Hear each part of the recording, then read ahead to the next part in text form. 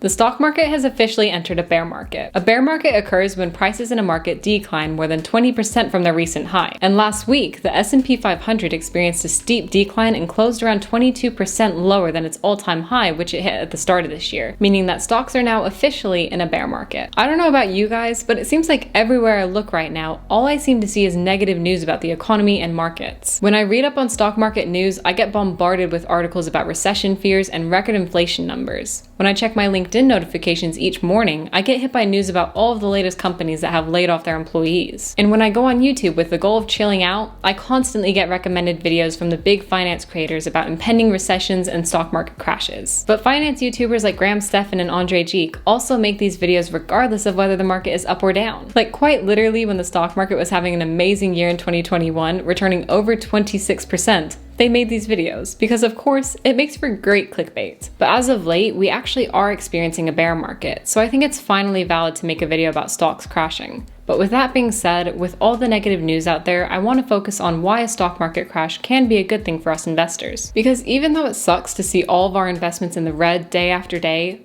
on the bright side, a bear market is also historically a great time to make money in the stock market. But before we get into that, make sure to like this video and subscribe to my channel for more videos just like this one. It really would help my small channel grow. So today I'm going to talk about how to manage and invest your money during this bear market, so that you can come out on the other side feeling better off than how you've probably been feeling these past few months watching your investments tank. First, it's important to understand how we got here, why everything is crashing, what could happen over the next few months, what has historically happened during a market crash, and how we can apply what we learned from history to our investments today so that we can profit from this particular bear market that we're experiencing. So why is the stock market down over 20% year to date? Well, the underlying cause really goes back to early 2020 with the pandemic. The pandemic caused a lot of aspects of the economy to come to a halt and disrupted financial markets. The stock market crashed around 34%, and many people were afraid that we could experience mass unemployment, among other things. So in an effort to rescue Americans from financial distress, the Federal Reserve stepped in and started pumping money into the economy through stimulus measures, quantitative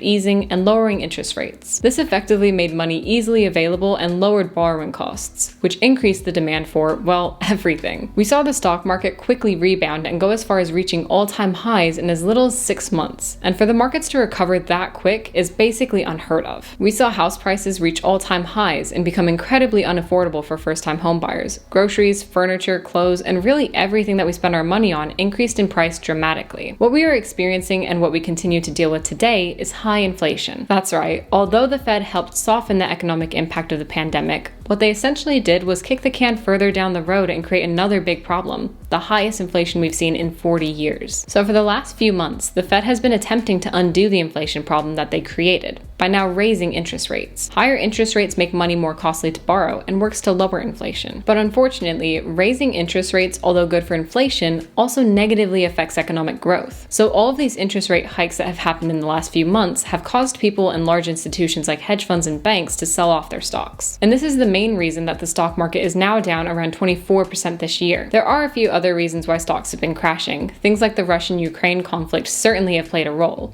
But high inflation and interest rate hikes are the main reasons why stocks have gone down so far this year. So now that we've talked about why we're in a bear market, let's touch on what is likely to happen to the economy and stock market going forward from here. Then we can talk about how we should be investing during this time. And obviously I haven't got a crystal ball, so I can't tell you exactly what's going to happen with the stock market and economy in the future, but I will share some of the possibilities for what might happen. The Fed is set to continue hiking interest rates this year. If things go well, the Fed will be able to reduce inflation without negatively impacting the economy too much. But if things go wrong, then we will likely head into a recession and experience higher unemployment, which will cause the stock market to fall even further. Many economic experts also believe that we are headed for stagflation this year. Stagflation is the combination of high inflation and a stagnant economy. Basically, it's the worst of both worlds. It means that people have less money because businesses are struggling and unemployment is high. But instead of prices falling due to a lack of demand, which is typically what happens in a stagnant economy, the cost of living continues to go up, making everything less affordable. Overall, it's my opinion that the economy is going to be in a tough place for quite some time. And from all the research I've done, it looks like most experts have the same opinion. In fact, the only positive article on the stock market I could find was this article of Cathie Wood, saying that the market is pretty close to the bottom. And if you know anything about Cathie Wood and her stellar track record, then you would know that we should probably take this as a bearish indicator and accept that stocks are going to fall even further. Kind of like Jim Cramer. Whatever he tells you to do, just do the opposite and you'll be good. And I'm pretty sure that most of you hold the same same opinion that the stock market probably isn't going to do too well in the short to medium term. So you're probably wondering how you should be investing at this time. Should we be hoarding cash, waiting for the stock market to hopefully drop even further so that we can get in at the lowest point? Or should we invest into the market now since stocks have already dropped by over 20% this year? Well, even though every bear market is different and happens because of its own unique set of reasons, it's helpful to understand what has happened during previous bear markets and use history as a guide for how we can invest today during the bear market we're living through today. Here's something that I learned about previous bear markets that happened throughout history that I found incredibly interesting. Did you know that if you were to have bought stocks during every bear market since World War II on the day the S&P 500 closed in bear market territory, you would have averaged a total return of 22.7% over the next 12 months, which is over double the historical average return on the stock market. So since we just recently entered a bear market, if you were to buy stocks today, assuming the stock market behaved like its historical average, then in 12 months, you would be up 22.7% on your investments. But it's important to remember that this is an average of what's happened during previous bear markets. It didn't work out this way in each individual case. In 2 of the 12 major declines in the stock market since World War II, you would have actually lost money 12 months after you bought stocks at a 20% discount. But it's important to remember that even in those 2 cases, you eventually came out ahead. It just took longer than 1 year for you to be profitable. But that gives us pretty good odds, right? For 10 out of the 12 times, if you bought stocks after they had fallen by 20%, you would have been very profitable in 12 months. And in the other 2 cases, you still made money. It just took longer. And that's because the US stock market has historically always recovered and gone on to reach new all-time highs. So over the long term, you don't really ever lose if you invest in the overall stock market. So the answer is yes. Now is historically a good time to be buying stocks. But how you buy stocks is also important. You shouldn't be trying to wait it out to see if stocks fall even further before deploying all of your savings into stocks. And timing the market is not an effective strategy for investing because it's impossible to time the market correctly on a consistent basis over long periods of time. What usually happens is you end up investing all of your money too soon and the market continues to drop further and further, resulting in you losing more money. Another way timing the market can go wrong is when the market doesn't drop as much as you thought it was going to, so you never end up actually investing any money at all. And when the stock market recovers, you don't have any money invested, so you lose out on those gains. In fact, I analyzed over 7,000 days of historical stock market data to find out if trying to time the market dip is an effective way to invest. I created all of these different timing the market investing scenarios, and what I found was that for all of the scenarios I created, trying to time the market was not as effective of an investment approach as simply dollar cost averaging into the stock market. Dollar cost averaging, if you're not aware, is basically the opposite of trying to time the lowest point of the stock market crash. What you do is you invest a small portion of money on a consistent basis regardless of what happens to the market. For example, it's common for people to set up a recurring investment in which every time they're paid by their employer, a percentage of their paycheck is automatically invested into their retirement account. So with dollar cost averaging, you're not hoarding cash and trying to guess the market lows like you are when you're timing the market. Instead, you're consistently investing money into the market, whether the market is up, down, it doesn't matter. So if you're wondering how or if you should be investing your money right now in this bear market, I would say yes. You should be trying to invest as much money as you can afford to by dollar cost averaging into a good, broad stock market index fund. That's of course assuming you don't have any high interest debt and you have an emergency fund already saved up. Assuming you've taken care of those 2 things, I would be trying to invest as much as I possibly can into the stock market to take advantage of these lower prices. A good way to start investing today is by going to your stock brokerage platform and setting up a daily recurring buy on a good, broad stock market index fund like VOO or VTI. This way, you're dollar cost averaging into the majority of the overall stock market as frequently as possible, which is as close as you can really get to true dollar cost averaging. And by doing this, you're guaranteed to buy into stocks at a good price during this bear market. For example, if stocks continue to go down, you'll continue to buy more and more stocks, and in doing so, we'll be taking advantage of the lower and lower stock prices. And when the market does recover, you'll be sitting on some hefty profits. And this is what I'm doing right now. I use Robinhood. Sorry, please don't roast me. I still like using Robinhood, alright? I went into the app and set up a recurring buy into VTI, which is a great index fund that I recommend. And now Robinhood will automatically invest $200 into VTI every day for me. So now I don't have to remember to go into the app every day just to purchase a little bit of VTI, which is amazing. So now I just wanted to finish off this video with one last message to you guys. I really think this is a great time to be dollar cost averaging into the market with as much money as you can afford to, without putting yourself in a risky position financially. Obviously, don't invest your emergency fund into stocks or anything like that. Be responsible responsible still, but if you're able to, please try to reduce your expenses so that you can save as much as possible to invest into the lower stock valuations we're seeing right now. Because if you don't, I feel like in a couple years when stocks have recovered and are reaching all-time highs, I feel like you're really going to kick yourself for not buckling down and investing as much as you possibly could at historically a great time to be investing. But honestly, I'm curious to know what you guys are doing with your investments right now. Are you investing into this bear market, and what do you think makes sense to invest in right now? Let me know down in the comments, and as always, make sure you like the video and subscribe for plenty more videos. But I'll see you in the next one. Take care.